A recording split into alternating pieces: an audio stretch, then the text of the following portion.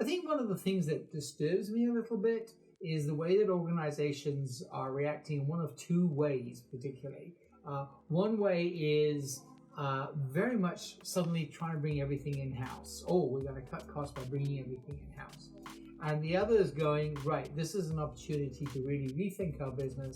And what we need is the people more on the front line of the business. A number of people have asked me about what I think is going to happen with regard to this pandemic over the next year. I'm not a futurist. I do know this. I don't think much is going to change in 2021. It's, every pandemic varies a little bit, but there are some common themes to them. Most last between 2 to 3 years. If there's a second wave, which does happen, it's generally the second wave is a lot worse than the first, which is what we're seeing now at the beginning of 2021. So I don't see much changing in 2021. I think 2020 will be a rerun of last year, and probably at the end of the year, if vaccinations are working and coming through fast enough, we may see it bottom out and start to pull. I think it'll be the middle of 2022 before the World Health Organization proclaims the pandemic as being over. So that's where my mind is, and certainly I'm suggesting to clients to gear themselves accordingly and to start thinking about the world after the pandemic, but think about it as in 2022 and beyond, and what they need to be doing now. I think one of the things that disturbs me a little bit is the way that organizations are reacting in one of two ways, particularly. One way is very much suddenly trying to bring everything in-house. Oh, we're going to cut costs by bringing everything in-house. And the other is going, right, this is an opportunity to really rethink our business. And what we need is the people more on the front line of the business, people in the sales and the marketing and the front end of the business.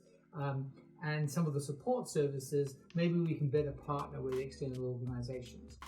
And those are the two extremes that I'm seeing are happening. I think the approach of trying to bring everything in-house is dangerous. You start limiting yourself. You limit it from various ways. You limit yourself from exposure to opportunities and new ways of thinking that are out there. When you're bringing in external people, that's what you get rid of, some of the best practice and things that's happening out there. Also, it tends to make you very insulated. And it tends to drive you back to, well, this is how we've always operated, so let's get as close to that as possible. And it doesn't necessarily give you new ideas. I mean, if you think about, we'll do all our training in-house. So, we're going on negotiation training, and there's Jane does the negotiation training. And then next month there is communication training, and there's Jane running communication training. The following month there's health and safety training, and there's Jane running health and safety. It starts to lose credibility, if you like, with people, that they're not getting that exposure to experts in their field and to outside thinking beyond the walls of the organization. It also means, I think, seeing people are viewing some of the things they've done in a way that traditionally they have always done things.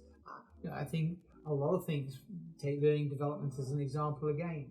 I think it's going to be a lot more a partnership. It's not something the organization does to the employees. It's something the organization supports the employees with. So there's going to be changes. I feel the same, and I've always felt the same about performance reviews. It's not something that's done to the staff. It's something that they should actually have more ownership for. And that then raises the whole question about the type of management and leadership that's going to be needed going forward. So these are the things I see as the challenges and the issues in organizations.